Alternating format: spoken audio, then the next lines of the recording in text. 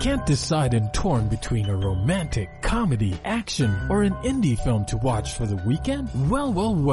Golden State Media Concepts Movie Podcast is your ultimate guide to the latest movies. Join us as we dissect the latest on the blockbusters. It's the Golden State Media Concepts Movie Podcast.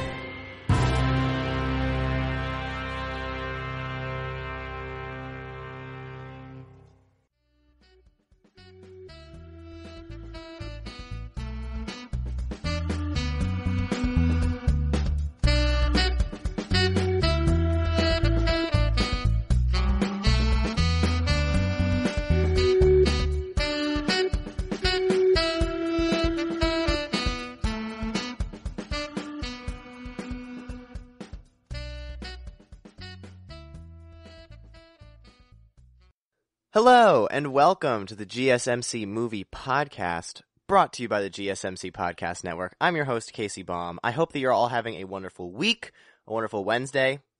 Today is Wednesday, September 9th, and I've got a very exciting show for you guys today, and I actually have a theme this week. I know I haven't really had a theme past couple episodes. This one, however, at least all of them are similar. I haven't actually named the theme yet. If there'd be a theme, it'd probably be like British male groups getting into shenanigans. That's what I'm going to go with. So this week, the first movie that I watched was an Amazon original, came out a week or two ago, called Get Duked. Brand new on Amazon. You can stream it right now. Second movie is my weekly watch, which was Attack the Block, a movie that I've been very excited to watch for a very long time. John Boyega has been in the news recently, so I was very curious to check that out. And then finally, my weekly recommendation is one called Hot Fuzz. It's an Edgar Wright film, and one that I enjoy very much. And then finally, the last segment, we got another history lesson. So I've done this twice now, where I've explained a film trope that I was somewhat familiar with, maybe. So I did The Manic Pixie Dream Girl as well as Afro-Surrealism on some different episodes. And this one, the explained trope, genre, is something that I was unfamiliar with, so I got to do some research on this, and it's the niche British subgenre of Hoodie Horror. So that's today's episode. I'm very excited, and let's get started. Alright, so Get Duked is a brand new Amazon original. It came out 2 weeks ago. It's directed by Ninian Doff and stars Samuel Bottomley, Viraj Juneja, Ryan Gordon, and Lewis Gribben, and it basically follows 3 high school delinquents and 1 goody two-shoes as they make their way to the British hillsides in attempt to win the Duke of Edinburgh Award, a very prestigious award that will help them on their university applications. So, I knew very little about this going in to the film. I think I'd seen probably about half a trailer. I saw something on YouTube, and I was like, great, brand new movie, let's go check that out in a little bit. Decided not to look at anything other than that. I knew that it was going to be somewhat of a chaotic editing style just based on the trailer. I knew that it took place in England or at least sort of Western Europe, so maybe Ireland or something, wasn't quite sure yet. And I could tell that this was one of those things that was very much like an indie darling, or at least an attempt to be something that probably would have done well at film festivals if they were more readily available. I do know that it did fairly well, got a good reception at South by Southwest. Other than that, I'm not quite sure. So that's kind of enough about the initial reception. What did I think of it? I thought it was pretty good. I was very happy with this one. Was it perfect? No, I don't think it hit on every aspect that it could, but I'm going to forgive a lot of it just because the premise is there. I think it has a very strong creative premise that I was really hooked into, and that's sort of the goal of the movie. I wish that it had expanded upon that premise a little bit more, maybe focused a little bit more on that message. Some of the subplots I think get a little bit muddy too, but we'll get into all of that in just a little bit. So overall, I enjoyed it. Definitely recommend having subtitles on for this one. Their accents are a little bit thick if you're coming from my end of the block in the United States, or if you're just unfamiliar with that accent. I also think this is a good group watch. I watched this with one of my friends, and it was fun for the beginning, getting really into it, trying to figure out where the movie's going. And then there's a point where neither of us really had any idea where this film was going. Both kind of in a good and bad sense, I'll say. So it was fun to maybe even poke fun at the movie at times just because it's poking fun at itself too. So the screenplay I mentioned has a very creative premise. So I kind of detailed the bare bones of the premise where it's this Duke of Edinburgh award, but realistically they're actually being hunted throughout this movie as well. So the Duke of Edinburgh or somebody posing as the Duke of Edinburgh is following them, chasing them, and then trying to kill them and hunt them. And you're kind of not sure why. You then find out that he has a wife, the Duchess, and then there's other people involved, and it seems like there's this sort of murder conspiracy plot that you have to figure out. And so I thought that that was kind of a cool thing for the film. I liked that as an idea. But what I liked most about it was that the message is very strong in this, or at least the sort of class critique. That's going to be kind of a common theme throughout the first two movies, at least on this episode, is that it's very much a critique of the young generation feeling very disenfranchised by the older generation, where the older generation maybe had it significantly easier financially or socially, and the younger generation is being villainized by the older generation, but the older generation has ultimately created a lot of these problems. So I do really like that as a class critique, and we're actually going to get even more into that when I talk about Hoodie Horror, because this is not confirmed Hoodie Horror. It's more of an inclination on my part. I would say that this is definitely a part of that subgenre, but more of a critique of it. And so the idea of the lower class or the outcasts, social outcasts being hunted in a sense by the upper class, older generations is definitely something that resonates with a lot of audiences today, including myself. And so I thought that was really, really strong. And I almost wish that it had focused more on, or even just like solely focused on it. There are a couple subplots that I do really like. For example, I really do like the DJ Beetroot subplot. I think it gets a little bit sort of like convoluted at a point, but then when it gets involved with the other people on the hillside, I thought that that subplot pays off pretty well and is very entertaining. But the other subplots, there is basically, I would say, 3 core plots. So A plot would be the 3 or 4 boys trying to travel through the hillside while being hunted. The B plot, I would say, I would honestly put DJ Beetroot as a bigger plot than the other 3 characters. I don't think he's the main character by any means, but his subplot definitely shines through a lot more. It's a lot more specific than some of the other ones. So I would say that his is probably the B plot. And then, or just kidding. Actually, that might be the C plot. So the B plot then is the one that I don't like very much. So there is this plot line of the police being involved in either the award or trying to catch the kids. And then there's sort of this thing of there's a bread thief involved where all the bread is gone from the hillside. So I really didn't like this plot at all. I don't think it serves the story in much of any way. Honestly, I really don't think it ties up any loose ends all that well either. I think everywhere that it's used to tie things together, so there's a plot with the bread, there's a plot with a minibus, and so everything that it's kind of used, it's used for those kind of smaller moments, could have definitely been something else, something more integral to the plot. I think it confuses things. I was definitely really confused as to what the police's role was here. I didn't really understand the bread thief thing, first of all. I didn't know if they were in on it. So the Duke of Edinburgh Award seems to be a front of some sort. This is also something that comes pretty quickly. I don't think this is a major spoiler. I will get into a little bit of more spoilery territory towards the end, but I'll let you guys know.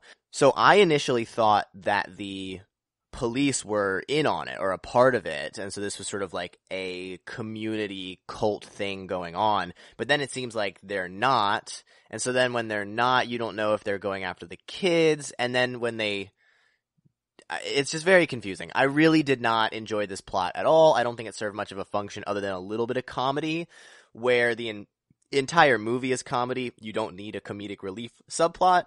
There are definitely some pretty solid jokes with these two. I really like how they're kind of like buffoons, but also socially. So because this film is kind of a class critique, there are some definitely, like, you could say politically incorrect jokes, but they're more of like a jab at the socially ignorant, I would say. And so there's some moments where they talk about people of color in a way that they assume that it would be them, even though it very clearly is not. And so I thought those jokes were kind of funny, but I don't think that we needed them, or they could have been placed somewhere else with other characters.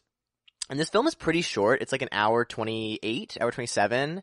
And I would have wanted this one to probably be like an hour 40, hour 45. I think you could have elongated it, cut the police plot a little bit, and focused a little bit more on the characters, because I think that there are definitely some really strong characters here.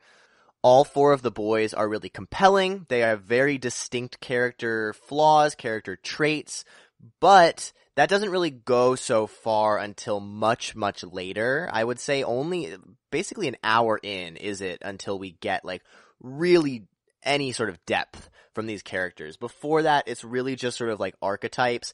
Then at the climax of Act 2, or right before the climax of Act 2, we get a little bit of relationship drama, some accountability from some of these characters, and that's where we get that depth, but not much of it is really established early on, save for a couple throwaway lines.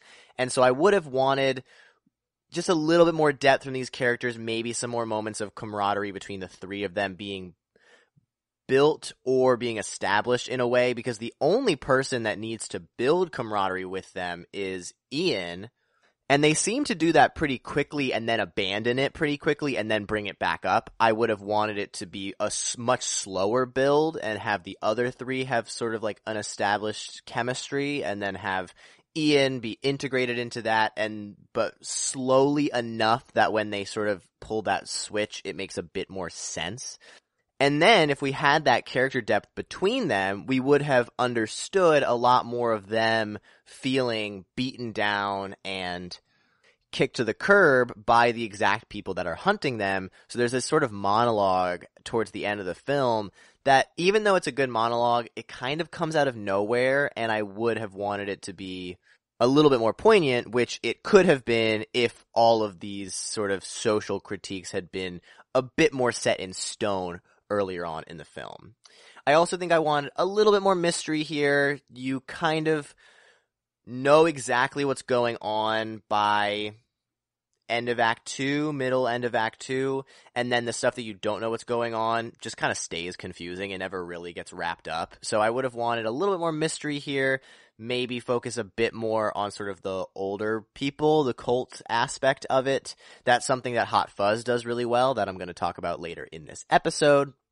But wanted a bit more mystery. The comedy here is very quick, though, which I thought was really great. It has the makings of a cult classic comedy for sure. They have some really great chemistry with each other, and you can tell that they're playing off each other, and I really wouldn't be surprised if some of these lines are improv'd.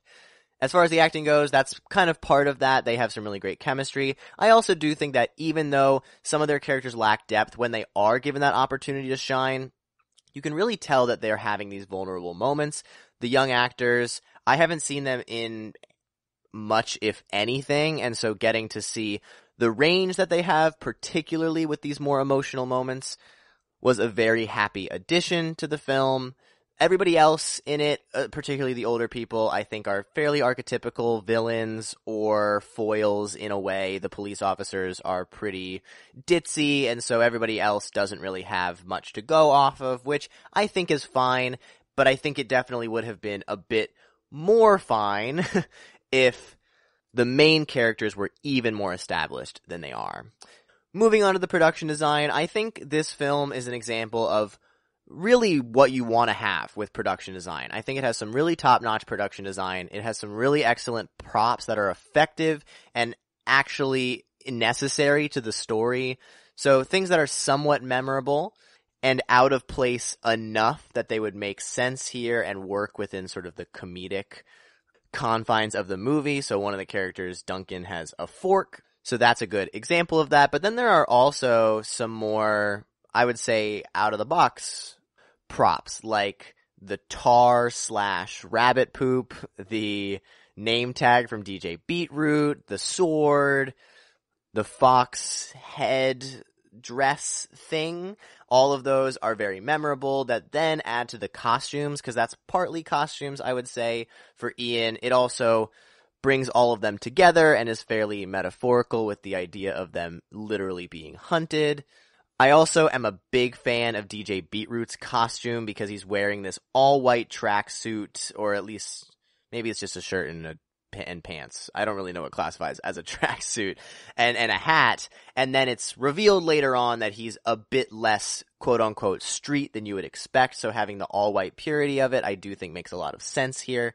And it also gets to show off his character not wanting to mess anything up in the beginning of the film. The only prop design that I would say was a bit weaker was the mask that the older people wear. Maybe it's an homage to something. I really can't tell. It seems like there's just an old person mask, but they're already an old person. It just didn't, I wouldn't say it's lazy by any means. I just didn't quite understand the symbolism yet, if there is any, or if it's more of an aesthetic choice. Then we get to the cinematography.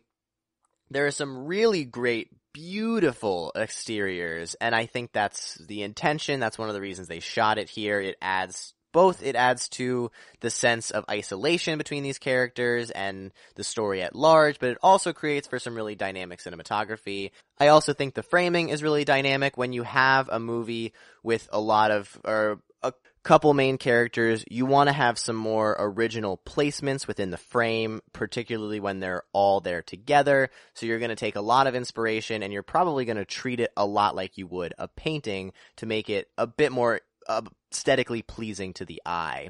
I do think that the movie's weak point here, you can really tell in low light. Anytime there is a shot in the dark at night that doesn't have any form of candlelight or flashlight, you really can't see much of what's going on. You can really only infer it. So that's probably one of the biggest weak points from the film.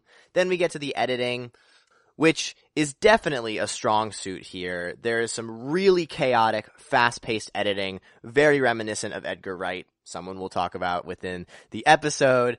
But there's also a more original, distinct style on display here, which is when the characters are tripping or high.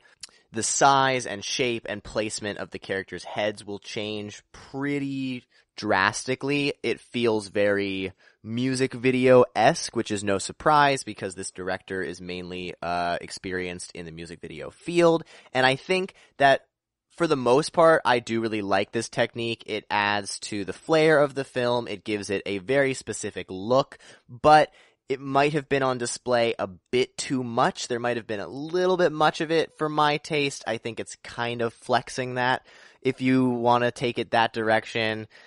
So maybe dial back on it a little bit. I also think that the more chaotic style that has a lot of quick cuts, mini montages to explain who the characters are in the beginning happens not only for, it happens a couple times, it happens with the characters, and then it also happens a few other times, I would say, but that is mostly isolated to the beginning of the film. So either I would have wanted that to sustain throughout the film, or dialed down a little bit, because the one thing that I kind of caught myself thinking is that the movie felt a little bit slow in the beginning, and I actually think that's because of how fast-paced the editing is.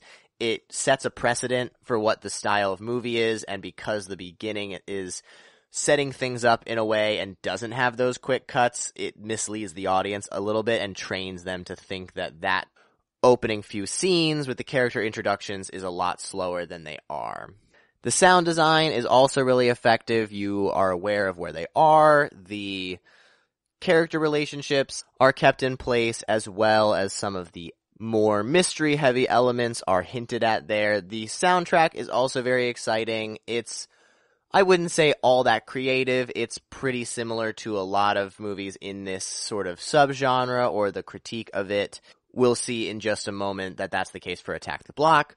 They all work here, specifically in reference to DJ Beetroot. So then we get to the directing, finally. I think that this movie is a little bit discombobulated. It's a little bit unfocused in places. I think it could have been trimmed a bit. The ending is still very charming, albeit a bit predictable. So maybe this script had to just go through one or two more passes. But the idea is there. The heart is there. Ninian Doff is a new voice. This is more or less his directorial debut. He's done a couple shorts and a couple music videos. So because of that, I think there's a lot of potential here. I'm very excited to see what he does in the future. And for this film, I'm going to give it a solid 7 out of 10. So that's Get Duked. I can recommend it as a charming, crude group comedy that you can watch with some friends or by yourself. But coming up for the rest of the episode is a highly anticipated movie of mine called Attack the Block, and then my weekly recommendation is called Hot Fuzz, and make sure you stay tuned until the very end of the episode where I explore the niche subgenre of hoodie horror. But right now, we're going to take a quick break. Want to know the latest and hottest music hitting the airwaves? Don't be left out. Listen to the Golden State Media Concepts Music Podcast. It keeps you on the loop with everything you need to know from pop, rock, hip-hop, and the top 40. And we'll throw in news of your favorite artists, concert and tour dates, and so much more. Listen no further, because this is the gold standard in music podcast.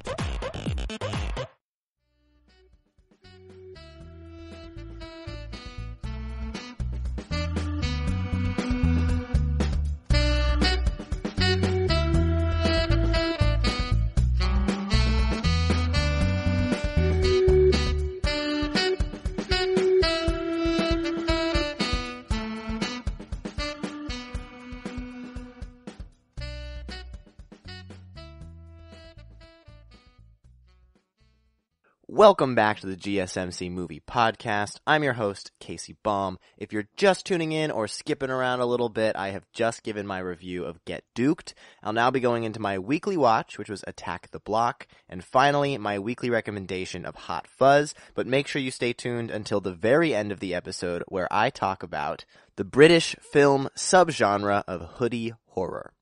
And kind of in that camp, I think a good amount of people classified this film as such, is Attack the Block.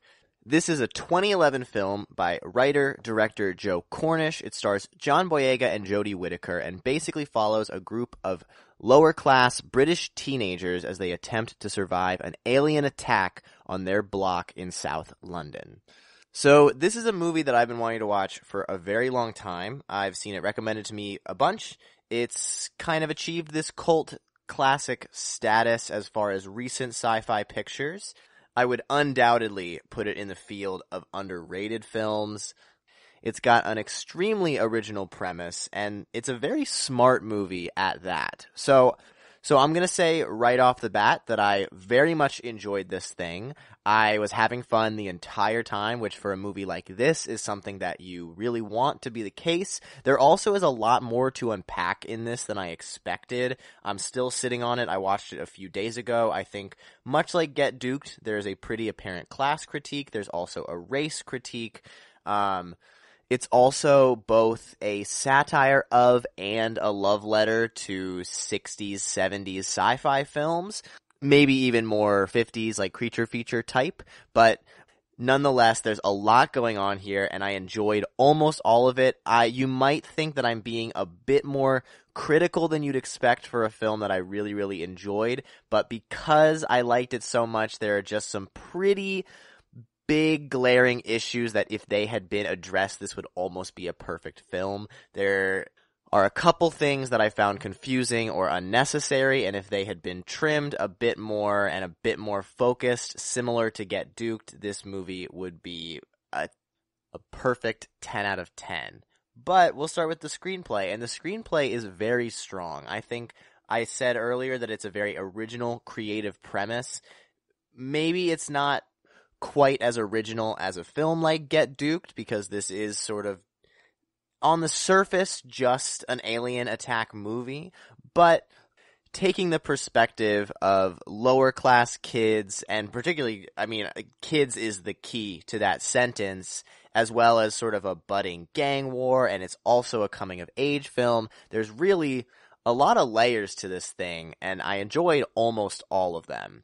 So not only is it a smart, creative premise, there are some pretty gutsy calls from a screenwriting standpoint that I really enjoyed. And that starts with how the protagonists are framed in the beginning of this movie. So it actually starts from the perspective of Jodie Whittaker, who is a 30-something white woman walking back to her apartment in the middle of the night, beginning of the night, whatever, it's dark out. And she gets attacked, basically, by a group of young kids, and they mug her at gunpoint. Then we switch perspectives and go to the group of kids who become our primary protagonists for the entire movie. So starting the movie off with not a very good light for these main characters, and then having to build that trust back with the audience, I think was a very ballsy call, and it paid off really well because it makes all of the characters a lot more intricate, even from the beginning of the movie, because we're starting to follow them, and so we know that they're not perfect people. So any emotional or character moment that is contradictory to that automatically makes them a more sympathetic, complex character. And the Gussie calls don't end there. They're not just character-based. There are some really out of the blue, surprising scares / deaths in this, and maybe one or two of them came a bit too soon, but I would say I would rather have one come too soon so that we can have a bunch that come out of nowhere, as opposed to having characters stay on screen for longer than they should, and then we anticipate when they're going to die. So I would prefer having one a bit out of place so that the other ones can come as a surprise to the audience, which ultimately a lot of them did. I would say I think it's the first kill. This is a minor spoiler. If you don't want any spoilers, this movie is on Showtime, so you can go watch it right now if you'd like. But if you don't really care, these are just some minor things that I'm not going to spoil the entire story. So within the first 15-20 minutes, a character's dog dies, which I kind of assumed was going to come back at the end, like it was a fake out. I'm glad it didn't. So having something like that betrays the audience, in a sense, their sense of comfort come that soon, was really gutsy. And then the first legitimate alien kill comes at the expense of a cop, and it comes really quickly, and the cut there is really great to create a surprising and terrifying and also somewhat gory death, which I really appreciated. There's also some smart callbacks in this movie. I think a lot of the things that pay off in the end are set up pretty well in the beginning. There's some pretty good mirroring between some of the opening scenes and the ending scenes.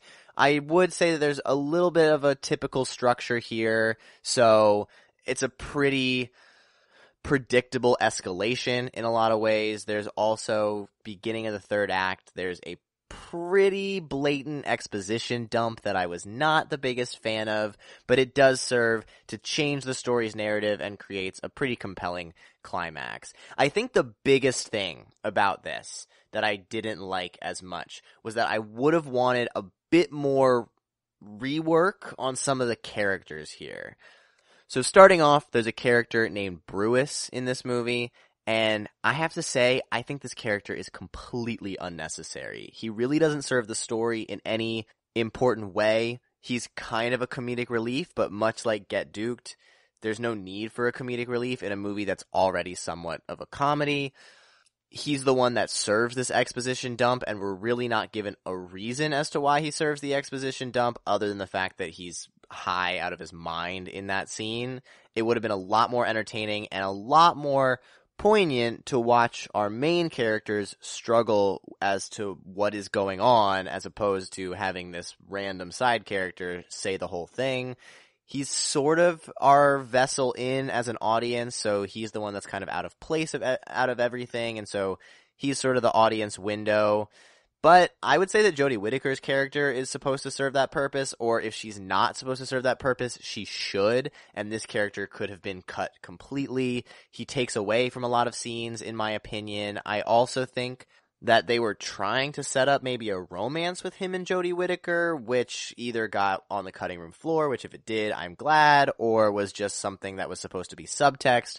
But either way, it really doesn't make any sense and doesn't matter. We don't care about it. So I really disliked this character. I think the time dedicated to this character, it should have been cut, and instead it should have built the relationship between John Boyega and Jodie Whittaker, because that character dynamic is not quite as established as I think the movie wants us to think that it is, because the movie starts from her perspective. So I think that we should be seeing some sort of give and take, some push and pull between the motives of John Boyega and Jodie Whittaker, because by, I would say, the beginning of the second act, we're already pretty much on John Boyega's side, but he did do this heinous thing, and I think there's a little bit of gender dynamics here that could have been addressed, and some race dynamics here that could have been addressed a bit more overtly than they overall were. But ultimately, these two characters are seen to understand each other through the overall plight of the movie, as opposed to actual struggles between the two of them, or understanding or conversations between the two of them. So I know that this still is a sci-fi movie, still is a creature feature, but I would have wanted some more time devoted to these two. And I also think that that time devoted to those two could have been split with the time between Jodie Whittaker and the main drug dealer named Hi-Hats, because that dynamic is supposed to be also fairly important, and both of these dynamics, these relationships, would also build John Boyega's character. So John Boyega, I don't think, is underwritten by any means, but I think that he could have been written even more expertly if these two relationships had been delved into a bit more. Because I also think that the plot line with the drug dealer is kind of thrown to the wayside at a certain point, and we're not really supposed to care about it, and it's more just a hurdle that he has to get over, as opposed to one of the primary conflicts. I would have wanted it to be a much bigger conflict so that it could parallel the alien attack, instead of just sort of being a side quest / complementing the main attack. So I do think there are some character reworks or some relationship reworks that, if they had been done that way, would have made the story a bit more compelling and would have made John Boyega's character have a bit more depth, but it doesn't take away from the movie too much, especially if you're in for just a fun sci-fi movie. Now, I keep saying John Boyega and Jodie Whittaker. I'm sure you guys all know who they are. John Boyega was made famous through the new Star Wars trilogy. Jodie Whittaker is the newest Doctor in Doctor Who. So both of them are some pretty big British actors at this point, but at the time they were not nearly as big. And so having them in this film is really kind of charming to watch the two of them play off of each other. John Boyega has a killer performance. You think that he's this older character, but he has sort of this immature side, and then that gets kind of switched at a certain point, and you see the actual struggles that he's gone through, and then when all of that backstory is addressed, you can see the layers on that character. Jodie Whittaker also offers a really great performance as a woman who is protective and cautious of her own life, but also caring to others' lives, and a bit ignorant with the entire kind of class dynamics and race dynamics between these characters. So she offers a really stellar performance as well, and I would have wanted to see even more of her in this movie. And the stuff that we do get with John Boyega and his crew is really awesome. We get to see some really great chemistry that feels very genuine. It feels like this is actually a group of kids messing around, hanging around with each other. There's so many sort of likes and and slangs that it feels very natural to have them bouncing off of each other like this. Again, I wouldn't be surprised if a lot of these are improv. It feels like they knew each other pretty well off set, and that really shines through. Seems like they're having fun. Everybody else, I would say, other than that main crew and Jodie Whittaker, and maybe a little bit of Brewis, I guess, but again, I don't like that character, is pretty archetypical. Hi-Hats kind of becomes the stereotypical gangster drug dealer. Nick Frost is in this for a little bit. He is from the start sort of this stereotypical stoner guy who is somehow super smart on tons of different topics. So those characters are a bit more archetypical. But given that this movie is supposed to be kind of a parody of schlocky sci-fi movies, I think that actually makes sense in a lot of ways and definitely doesn't take away from the story. The production design, I gotta hail this thing as absolutely flippin' fantastic on the production design. The design of these creatures, of the aliens, I would say is some of my favorite alien designs in any movie. It's so simple. It's just a black fur, very gorilla bear-like creature, and the teeth are glowing fluorescent blue. It's so simple, but it's so effective. It sticks in your brain. It's both kind of goofy and scary at the same time. They had some puppet work, but then the CGI is integrated flawlessly during it. I assumed that it was all CGI, not because I could tell that it was all CGI, but because it's such a simple design. I figured that just from a financial standpoint, it would make a lot more sense to do that. But seeing the care that was taken into it and creating these really big fursuits, a lot of puppetry going on here, which is something that I adore in movies, I really appreciated. I also think that the gore in this thing is on another level. I did not expect it to be as gory as it is. It's by no means the goriest film that I've seen. It's by no means really kind of like all that gory of a movie anyway. But given that I didn't expect it to be like this, I thought there were some really great practical effects. There's one character who gets his face torn off at a certain point, and it doesn't shy away from it. It shows it to us. That's sort of the big gore moment that sticks out to me. But then also anytime a character is killed, they don't really cut away. They don't shy away from the big gory sort of takedown. So I thought that that was a specific moment or a few moments that really set it above the pack in other movies like this. The cinematography follows a lot of the same routes as the production design. It takes from the production design in a lot of ways. So there's a lot of these like blue fluorescent lights that adds to the sci-fi aspect, creates a more alien environment, no pun intended. This is a movie that I would say doesn't shoot the group scenes quite as dynamically as Get Duked, but it does have more characters than Get Duked, so it's a bit harder to do that. And so instead, there are some pretty memorable trailer type shots. These are the shots that you would expect to see in a trailer that stick in your head, where the framing is perfect and it's sort of this big, seemingly high budget shot. So there's a good amount of those spaced out pretty evenly. So I'm glad to see that a movie like this has shots like that. The cinematography hides the monsters really well. Everything that's shot in low light doesn't feel like it's underlit. And they make excuses for them to be shot in much brighter environments in a lot of ways, and in some of those fluorescent scenes, so that the aliens can stand out a lot more, because they really are these oversaturated black point, like deep, deep black, that kind of take the entire light in the scene for themselves. And so I think that having them stand out a lot more to create excuses to be in these brighter lit places so that they stand out a lot more was a really important, necessary choice to make these aliens more menacing. As far as the editing, I don't think there's anything all that special.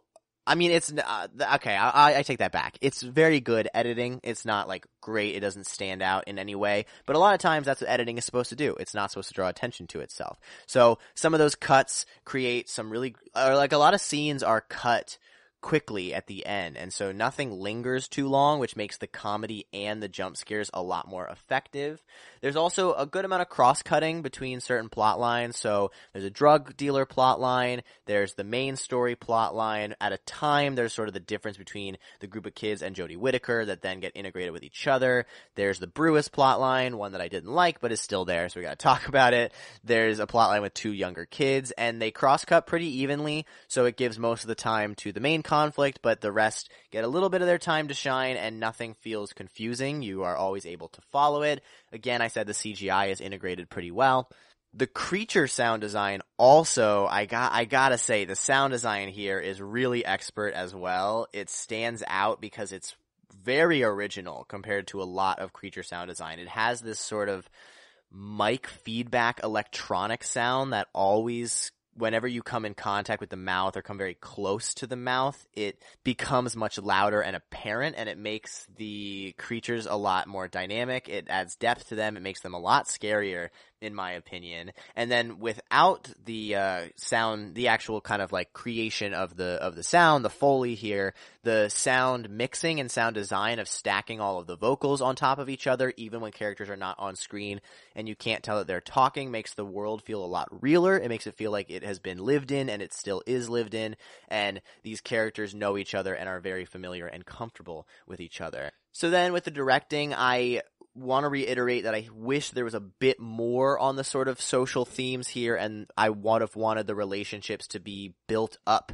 in both in contrast and in complement to these social critiques and these themes. I think a lot of them are subtle, almost too subtle, or at least just like I would have wanted them to be explored more within the dialogue and not overt. I don't want them to like say what the themes are, but I would have wanted the themes to play more of a role in the character relationships as opposed to just kind of being an overlying umbrella.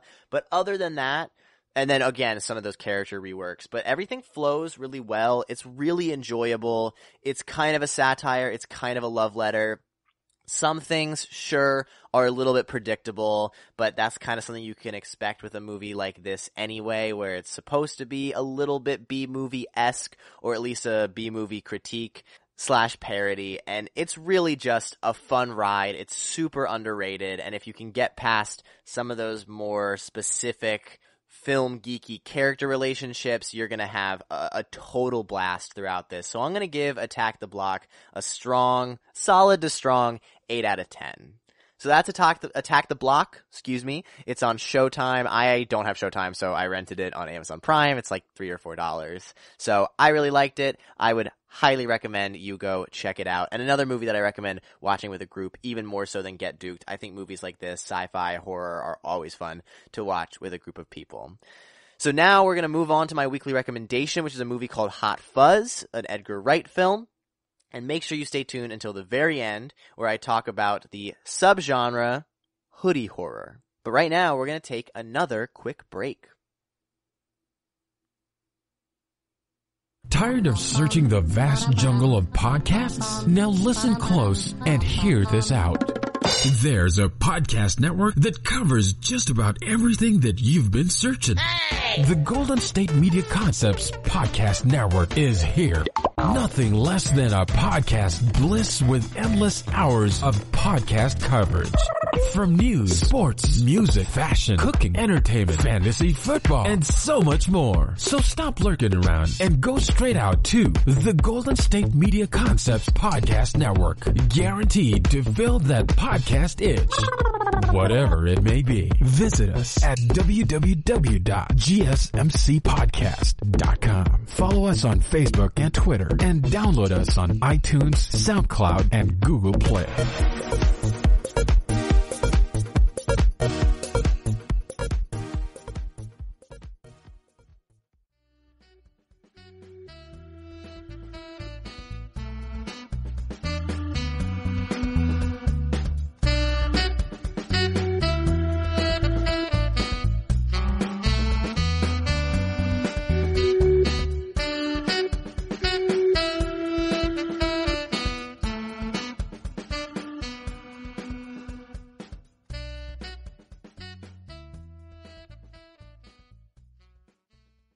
Welcome back to the GSMC Movie Podcast. I'm your host, Casey Baum. If you're just tuning in or skipping around a little bit, I have just given my reviews of Get Duked and Attack the Block. I'm now going into my weekly recommendation of Hot Fuzz, and stay tuned until the final segment where I talk about the niche subgenre of Hoodie Horror. But right now, it's Hot Fuzz. This is the second feature film by... actually a third, I think. Second major feature film, I'll say, by personally my favorite director, a lot of current film school kids' favorite director, Edgar Wright. It's a 2007 film starring Simon Pegg and Nick Frost. It follows a highly skilled London police officer who gets transferred to a small town and gets paired up with a bit more of a foolish partner and has to uncover the small town's dark secret. So this is a film that I haven't checked out in a very long time, until obviously very recently, like for today's episode. But I am a very, very big fan of this film, this director. Obviously, I can't believe I haven't talked about Scott Pilgrim on the show yet. I'm sure I'm going to talk about it at some point. That's my favorite from this director, but Hot Fuzz is the second installment in the Cornetto trilogy. So this is a sort of an unofficial, official trilogy. So it's an official trilogy. Edgar Wright has obviously said it as such, but it's an unofficial trilogy where all three films take place in the same universe, tied together by an ice cream brand called Cornetto. The first of which being Shaun of the Dead, second one Hot Fuzz, and finally the 2013 film The World's End. So what did I think upon rewatching this movie? I think it's safe to say that I still very much enjoyed it. I actually think that this is probably my favorite of the Cornetto trilogy. It's my favorite of the bunch. A lot of people like Shaun of the Dead better. I still very much enjoy Shaun of the Dead, but I really think that this film is just so smart. And I think that's something that can't be said enough with Edgar Wright. He's one of the most original voices in filmmaking right now. He is so good at character. He is so good at overall structure. He's so good at visual and quippy, quick comedy. So there's just so much in all of his movies that make it enjoyable for a fan of any type of movie, and particularly for this one. Hot Fuzz has multiple genres. Not only is it a comedy, it's also a satire, a social critique, much like the last two. It's also an action movie. It's also a horror movie. It's also a mystery movie, and none of those tones feel out of place. They all work really well, so that kind of feeds us really nicely into screenplay. These all 4-5 of these tones, genres, are balanced really well, and from scene to scene, they are integrated into each other extremely well, so nothing feels like it's out of place. You don't have tonal whiplash unless you are supposed to have tonal whiplash, which maybe happens once or twice. But it's a parody and a satire of all of these genres, so it would be sort of a missed point if it didn't have any of them actually working into the structure of the film. I said it kind of in talking about Edgar Wright, but he is extremely good at strong character work. This film is also written in part by Simon Pegg, so he had a hand in writing all of Edgar Wright's films, or all of the Cornetto trilogy, not all of Edgar Wright's films. So he has had a hand. He is also a very talented writer, and these characters, almost all of them start out as archetypes in a sense. So Simon Pegg's character is a very by-the-numbers, strict hero-type cop. And then Nick Frost's character is a lovable buffoon who is sort of so Simon Pegg is the straight man. He is the Abbott to Costello. I actually don't know which is which in Abbott and Costello, so that shows my age. I hope I got it right. Maybe Costello is the straight man. I don't actually know. Please don't come for me in referencing that. I just wanted to throw out that reference because I know who they are. But I don't know who they are. Anyway, so all these characters start as archetypes, but as the story builds, not only do they change in a necessary way that makes their arcs really compelling, but you can also see their character flaws and the bits of their character that don't even fall into the archetype at hand. And upon multiple rewatches, you realize that they're not nearly as archetypical as you initially thought. Even more so than Attack the Block, I brought this up with Attack the Block, everything comes back in this movie. There are so many callbacks that you cannot even catch on the first one. On the first viewing, there are a ton of comedic gags. So there's a running gag that he has in a lot of his movies with people jumping fences and shortcuts. There's a joke with a swan in this movie that comes back a bunch of times. So this movie is just so smart. It knows itself so well that it can it has this number of jokes or this number of circumstances in its repertoire that it can pull out by the end. So everything ties up and everything comes back. I've said it a couple times on this podcast. I think that I'm a big fan of satire over parody. I think these words get used interchangeably pretty often, but satire is something that, while still being a part of that genre, also critiques it in a very necessary way, and this one falls into that to a T.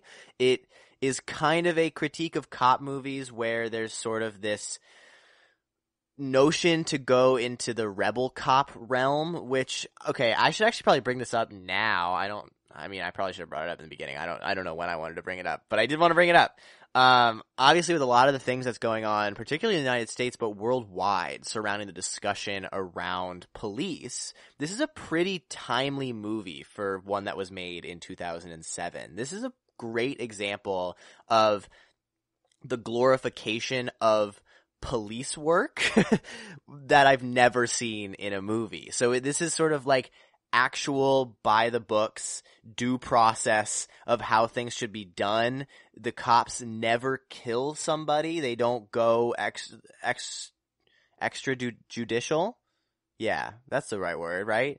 They don't kill anybody outside of any sort of judgment. They don't assume anything. They do all the necessary paperwork. Like, this is how police work should function. It isn't sort of this media dripped going against the law to be a hero, which I think is part of the narrative as to why a lot of people are calling for sort of forms of reform and forms of abolishment. And so this is the type of movie that is kind of needed right now. And you can also tell how timely it is. I actually just didn't. I kind of wanted to just bring it up because it totally caught me off guard. One of the villains in this film says, "Make Sanford great again," in 2007. So what, 8 years before that phrase became popularized in the United States. So this is just something that Edgar Wright's way ahead of his time in this, and it just shows how smart of a filmmaker he is by creating a comedy that is resonant on a comedic level as well as a social and even political level. There's also some really great stakes in this movie because they are so small, technically. There's obviously the life and death stakes of a lot of things, but there's no sort of outside plan of world domination or lots of actually, I guess there's kind of a stakes of lots of killings, but the stakes are fairly small in regards to a lot of other buddy cop movies. And you can also tell how that happens because of the fact that a lot of it takes place in like a little village and they're huge. It kind of shows the juxtaposition of the small stakes, like small literal stakes, but large personal stakes. So there's a lot of physical visual layers in Edgar Wright's films. And it creates one of my favorite climaxes in any comedy. So moving on to the acting, I have to strain my eyes to look at my notes. Okay, side note, this is a total sidebar. If I'm a little slower on talking about things, I'm like looking at my notes, but I can't fully read them because they're lighter. Because fun fact, this is just an insight into host Casey Baum. I was taught to write, I assume, by a lefty, even though I'm a righty. So I hook my pencil into my hand, which most righties don't do. That's what lefties do. So people have always told me that I write like a lefty, and I'm now very much developing carpal tunnel. Like, I cannot write for like more than 15 minutes, and so all of my notes are very light. So I apologize for how maybe not as quick on the uptake that I am in some other episodes. But let's get into the acting. That's enough of that. So this is Simon Pegg and Nick Frost's upteenth movie together. They are a comedy. They're not a comedy duo, but they function as such in a lot of comedic movies. They are both very talented comedians, and from Shaun of the Dead, you can tell the chemistry that they have, and that obviously sustains through this. They're playing similar characters. I think that's sort of the archetypes that they have, but you can tell that this one is much more heightened than Shaun of the Dead, and so the chemistry works on both a interpersonal level, but also in sort of a silly over-the-top level, which I really liked. There's also some amazing performances all around. There are tons of big actors in this, some of my favorites of which being character actor Bill Nye, Nighy, put some respect on his name. I have talked about him on the podcast before in reference to About Time and Harry Potter. He's just one of my favorite character actors. I really think that he has a knockout performance in every movie. Olivia Colman is in this too. Academy Award winner Olivia Colman is in this silly, stupid at times comedy, and she has a very silly, fun performance. And then there's also, surprise, two absolutely iconic cameos, if you don't already know. One of the hazmat suit cleanup crew wearing characters in the beginning of the film is played by Cate Blanchett. She has a couple lines. She's barely in it. And then there is a Christmas Santa who stabs somebody in the hand, who's played by Peter Jackson. So there's some fun cameos in this, and the acting is just all around stellar. I really can't rave about it enough. The timing is on par, like it's just on top of things every single scene. The production design is seemingly very mundane a lot of times, which I really liked, but it's supposed to be that way. It kind of shows the mindset that Angel is in throughout the entire film. That's Simon Pegg's character. So when he goes from the big hustle and bustle, big city, and then comes to the small town, everything feels very slow and boring in the small town, and that's supposed to be the case. And then when the final kind of battle climax takes place, and he's got this entire arsenal of weaponry, it just looks so outlandish and over the top, and that production design moment works really well because everything else has been seemingly so small. Here's the thing, okay, with an Edgar Wright movie, everything is stellar. Like, this isn't my favorite comedy of all time, it's not one of my favorite movies of all time, but it just nails it on every level. It's so smart, and I really can't, like, knock it on a lot of things, and that comes into play with the cinematography because everything is shot in a interesting way. I really like the lighting in this. It creates sort of this angelic glow around Simon Pegg a lot of the times, and then there's also just some very dramatic lighting in a lot of places to emphasize certain characters or certain motivations by characters that you might not even are supposed to know yet. Also, something that Edgar Wright is really good at is having characters exit frames. There's a video that I highly recommend by Every Frame a Painting on YouTube called How Edgar Wright Does Visual Comedy or something like that. Edgar Wright Visual Comedy. If you put that in the search bar, you'll definitely find it. And one of the things that he mentions is how characters can exit the frame in a comedic way, and that happens in this film multiple times. There's one of Nick Frost running through the rain that's extremely funny. There's one of two of the cops in this movie where they leave the frame and then come back, and there's also a sound cue to kind of like stick it to the viewer, which is so funny. It's absolutely hilarious.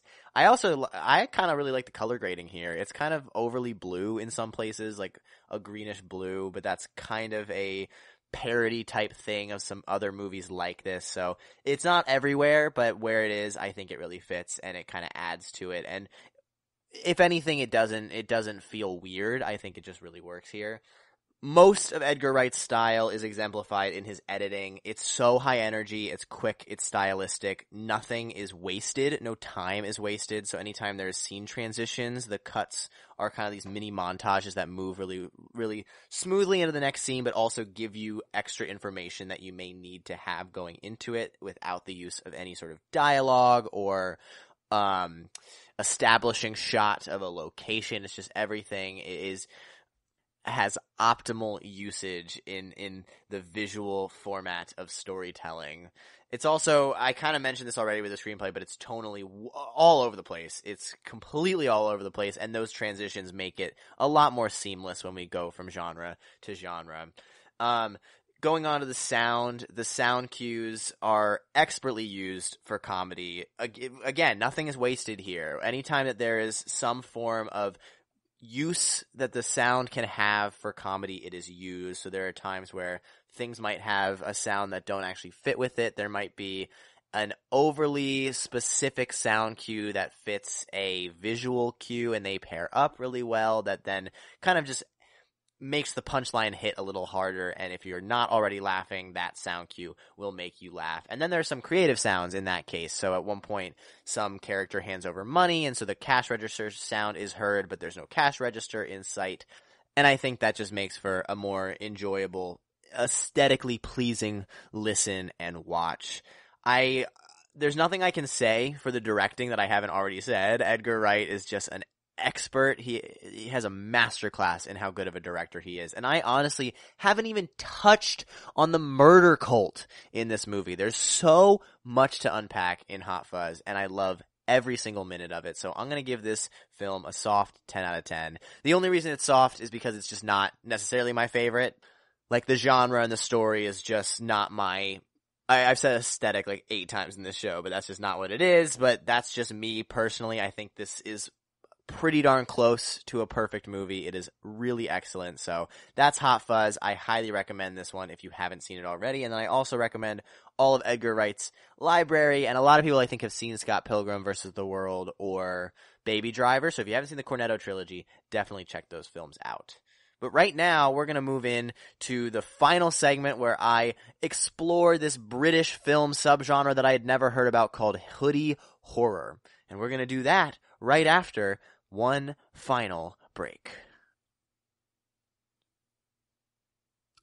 Watching TV has changed over time. Streaming has become the new norm. That's why Golden State Media Concepts television podcast dives headfirst to the world of cord cutting. Want to be on the loop of what's hot in Netflix? Or if it's not a preference, what about original shows in Hulu? We've got you covered. Join us as we fill in the blank and talk about movies to stream and what show you should be binging. This is the Golden State Media Concepts television podcast.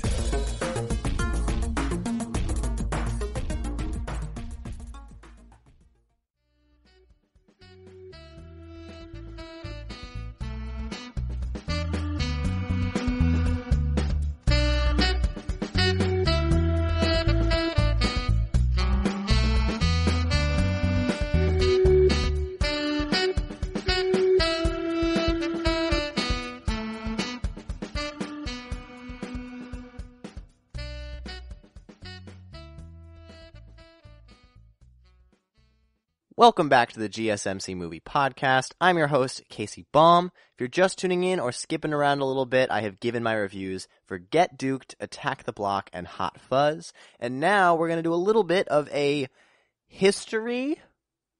There's not really a history lesson. There's not much history here. Lesson. We're gonna have some learning going on for a subgenre called Hoodie Horror. This is a niche British subgenre, film subgenre specifically, that I had never heard of.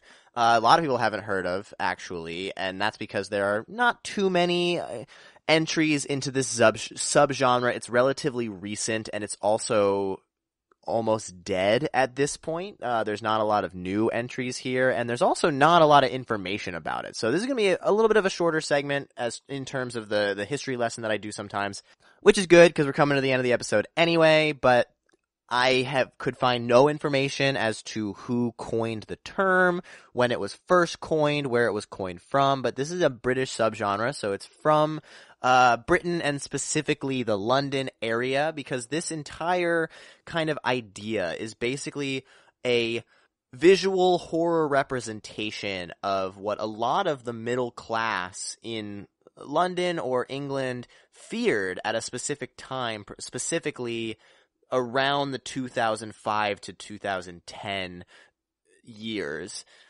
was large groups of kids that oftentimes wore hoodies and would quote-unquote prey upon vulnerable middle-class people based on their low-income status, and they were oftentimes interchangeable word-wise with, like, thug. There was a fear of violence and gangs making their way into the middle class. And this is, even though this is a British subgenre, this is by no means exclusive to England. In fact, a lot of the culture around the music that these kids would listen to or what they would wear comes from urban street culture in the United States. And so a lot of these fears are also translated into not necessarily the films of the United States, but very often the politics. And if you look at this year's election, you can definitely tell what I'm talking about. But the idea of young, rambunctious kids out of control, preying on people that are not a part of that culture, you can kind of classify it as gang culture in a lot of ways, is not new by any means. In English films, in American films, in a lot of other countries' filmography, has always been groups of teens who kind of like run wild and are crazy. But the thing that sets these ones apart is that it's specifically focused on class, and it's defined that way. So it's almost always the lower class that is letting out their anger, and a lot of times it is perceived as predisposed to violent tendencies being taken out and enacted on the middle class, and that's a lot of the people who are making these kinds of movies, and sometimes even the upper class. It's sort of this idea of a collective youth brought together by struggle and oppression that then create their own sort of gang culture that has the streetwear of the hoodies and the idea of hip-hop or grime music in the UK, And so that symbolism is then used as a horror tactic in a lot of these movies, where the middle class has no control over these groups of kids. And a lot of horror films are based upon the idea of not having control, and they're also based on the idea of the fear of the unknown. And so if they're not exposed to this type of culture or this type of economic class, they're going to be scared of it if all they see are the violent tendencies of such a subgroup. And the hoodie kind of exemplifies that. So a lot of times you can't see somebody's face. It's shrouded in darkness. Also, on a much more extra textual level, hoods have oftentimes been associated with evil, both in the real world and in film. And so having them be kind of scared of the dark, in a sense, scared of the unknown, of who is behind the mask of the hood when they're shrouded in darkness, creates the fear and the panic. Very often in films like this, they move in packs. They are in large groups. There's lots of kids.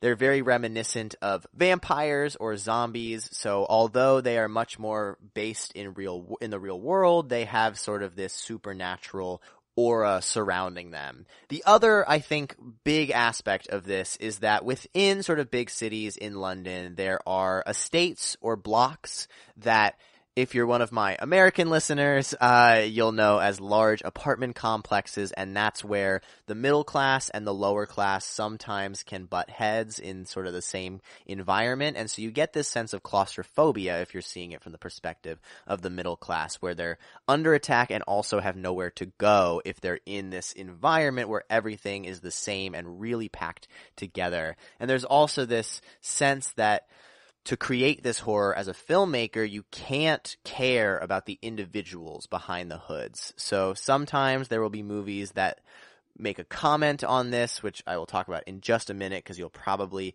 hear some similarities with some of the movies that I've already talked about. But in movies like that want to create the horror monster element of these groups of kids, they're not going to care about the individuals, and it's going to be much more of moving in a pack, which is very similar to a lot of other horror tropes and horror characters. And this kind of was not only expressed in these sort of more niche films, but also in just the news of England, the idea of broken Britain, that the class system was falling apart, and that the kids who were disenfranchised, and sometimes, I keep saying kids, but sometimes they're not kids actually, but the idea of the poor working class disenfranchised people rising up and creating the problems that would have been happening in the UK at the time, and even nowadays, was a rising sentiment among middle class, upper class people. And so the horror genre has always been a reflection of what scares people, and that's just kind of what happened. So famous entries into this subgenre are things like Harry Brown or Eden Lake, and those are something that use these characters as monsters. But what I find much more interesting is when the monsters are flipped, and it is much more of a critique. And that tends to happen in films like Attack the Block or Get Duked. Get Duked is not officially in the subgenre. I have placed it in the subgenre because it very much feels like it should be. But these are films that take the side of the hoodie kids. So these are the ones that are looking at the upper class as unnecessarily villainizing this group of people who have already been disenfranchised and beaten down socially, economically, politically. And so it's kind of giving the power back to the lower class and to the kids in the hoodies. And so I really like the critique on the subgenre. I think it makes the subgenre a lot more interesting. I also am sort of inclined to take that side even more so. I don't find the idea of kids in hoodies scary or empathetic. It feels very much like a oversimplification of the actual class struggles that are happening, whether it be in England or the United States or anywhere else in the world. So regardless, this is a very interesting subgenre to me. I thought that it was very cool to look into it. Not a lot has been written about it. I read an article in The Guardian that had a lot about it. There was a YouTube video that I saw. So if anybody has any extra information about this or knows more about it or where to find more about it, please let us know, or please let me know. Tweet us at GSMC_movies. That's the account that we're always checking. I'm very curious to hear your thoughts on this, hear your thoughts on the movies that I've talked about today or any other day, or give me some recommendations. Let me know what I should be watching. What are some of your favorites and some of your least favorites? I would love to talk about them. So I had a very fun time. It was a very good episode. I thought that all of the movies I talked about are things that I can recommend and enjoy quite a bit, and I hope that you guys enjoy those movies and you enjoyed this episode as well. And as always, thank you so much for listening to the GSMC Movie Podcast, brought to you by the GSMC Podcast Network. If you could please remember to subscribe to the show if you haven't already, and leave us a nice review because that really helps us. Also, if you could follow us on Facebook, Twitter, and Instagram. I have been your host, Casey Baum. Thank you so much. Have a good one. You've been listening to the Golden State Media Concepts Movie Podcast, part of the Golden State Media Concepts Podcast Network. You can find this show and others like it at www.gsmcpodcast.com. Download our podcast on iTunes, Stitcher, SoundCloud, and Google Play. Just type in GSMC to find all the shows from the Golden State Media Concepts Podcast Network, from movies to music, from sports to entertainment, and even weird news. You can also follow us on Twitter and on Facebook. Thank you, and we hope you have enjoyed today's program.